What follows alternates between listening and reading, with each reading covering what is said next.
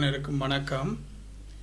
தமிழ் மக்களுடைய கிட்டத்தட்ட 75 ஆண்டுகால இலங்கை சுதந்திரம் அடைந்ததாக சொல்லப்படுகிற 48களிலிருந்து 76 ஆண்டுகால தமிழ் மக்களுடைய போராட்டத்தின் விளைவாக அரசியலமைப்பில் இருக்கக்கூடிய ஒரே ஒரு விடயம் இந்த 13வது சீர்திருத்தம் மாத்திரம்தான்.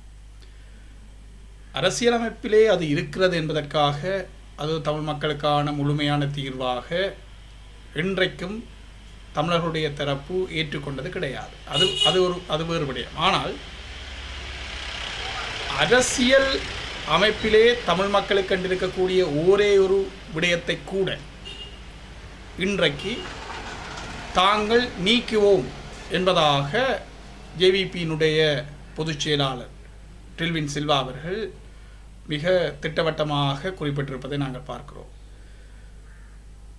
பலர் அரசாங்கத்திடம் அல்லது அனுராகுமாரவிடம் அல்லது கருணியிடம் கேள்வி கேட்கிறார்கள், இதற்கு உங்களுடைய நிலைப்பாடு என்ன மாதிரியாக இருக்கிறது என்று. ஆனால் எங்களை பொறுத்தவரைக்கும் நாங்கள் நம்புவது ஜேவிபி என்கிற அந்த கட்டமைப்பு, அதனுடைய பொதுச் செயலாளர் டில்வின் சில்வா அவர் எப்படியான கருத்துக்களை வெளியிடுகிறாரோ அந்த கருத்துக்கள் தான் அந்த ஜேவிபியினுடைய உண்மையான அந்த ஜேவிபியினுடைய திட்டவட்டமான கருத்துக்களாக இருப்பதை தான் நாங்கள் கடந்த காலத்திலும் ஜேவிபியினுடைய அந்த வரலாற்றிலே நாங்கள் பார்க்கிறோம். ஆனபடியால் அவர்கள் அடிப்படையாக அந்த அந்த அந்த விடயத்திலே அவர் இன்னும் ஒரு விடயத்தையும் குறிப்பிட்டு சொல்லுகிறார். நாங்கள் தங்களை பொறுத்தவரைக்கும் ஜேவிபியை பொறுத்தவரைக்கும் திட்டவட்டமாக இந்த மாகாண சபை அமைப்பு வருகிற பொழுது, இந்த 13வது சீர்திருத்தம் வருகிற பொழுது, அதுவும் இந்திய அரசாங்கத்தினுடைய அழுத்தம் காரணமாக இந்த விடயம் கொண்டு வரப்பட்ட பொழுது அவர்கள் குறிப்பிட்டு சொன்ன ஒரு மிக முக்கியமான விடயம், இது இந்திய அரசாங்கத்தினுடைய நெருக்கடியினால் இலங்கைக்குள்ளே இந்த விடயம் கொண்டு வரப்படுகிறது. ஆனபடியால் இந்த நாட்டை கூறு போடுவதற்கு இது ஒரு முன்மாதிரியான விடயமாக இருக்கும் என்று அவர்கள் அன்றைக்கு சொன்ன அதே விடயத்தை தான் இன்றைக்கும் அவர்கள் கடைபிடிக்கிறார்கள் என்பது தான் அவருடைய கூற்றுக்களின் மூலமாக வெளிப்படுகிறது. அவர் மிக கடுமையாக எதிர்த்தார்கள். மாகாண சபை முறைமை என்பது ஒரு வெள்ளை யானை, அது மிகவும் பயனற்ற ஒரு விடயம். அவர்கள் இப்பொழுது கூட இந்த இந்த இந்த இந்த அவருடைய குறிப்பிட்ட இருக்கக்கூடிய அந்த அறிக்கையிலே சொல்லுகிற விடயம், கிட்டத்தட்ட 30 ஆண்டுகளாக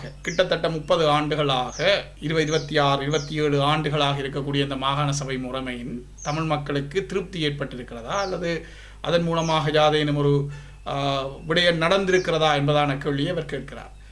ஆனால் அந்த விடயம் வடக்கு கிழக்கு இணைக்கப்பட்ட ஓரளவுக்கு காணி போலீஸ் அதிகாரங்கள் கொடுக்கப்பட்டிருக்கக்கூடிய மாகாண சபை முறைமை இந்த நாட்டில் நடைமுறையிலேயே ஒரு பொழுதும் இருந்தது கிடையாது. ஆக ஒரு தடவை வரதராய பெருமாள் முதலமைச்சராக இருக்கிற பொழுது ஒரு குறிப்பிட்ட காலம் அது இருந்தது. அதற்கு பிறகு அந்த மாகாண சபை கிளைக்கப்பட்டதோடு அது முடிவுக்கு வந்தது. அதற்கு பிறகு வடக்கு கிழக்கை உடைப்பதிலே மிக பிரதானமான காரணியாக ஜேவிபி பங்காற்றியது.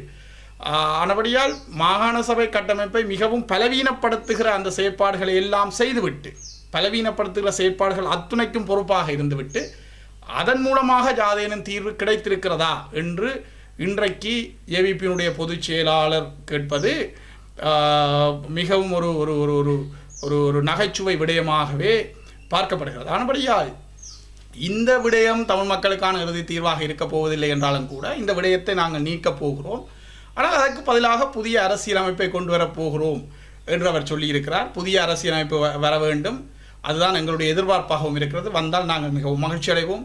தமிழ் மக்களுடைய அபிலாசைகளை தீர்க்கக்கூடியதான ஒரு அரசியலமைப்பாக இருந்தால் அதற்கு நாங்கள் ஆதரவளிப்பதற்கு கடமைப்பட்டிருக்கிறோம்.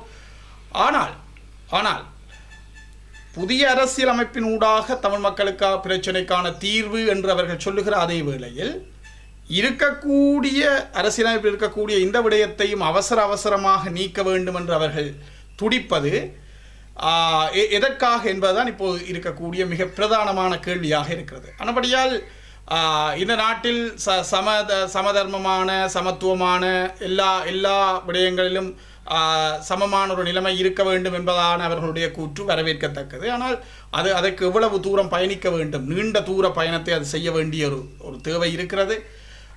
அதற்கு முன்னதாக இப்பொழுது புதிதாக ஆட்சி அமைத்திருக்கக்கூடிய ஒரு இடதுசாரி கொள்கையுடைய தரப்பாக இருக்கக்கூடிய அவர்கள் புத்த சாசனத்துக்காக ஒரு அமைச்சை நிறுவியிருக்கிறார்கள். ஆனபடியால்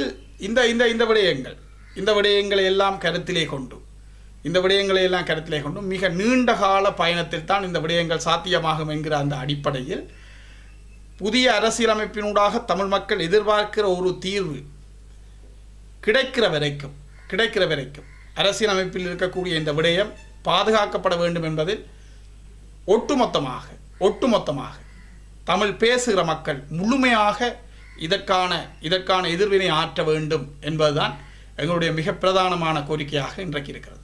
நன்றி.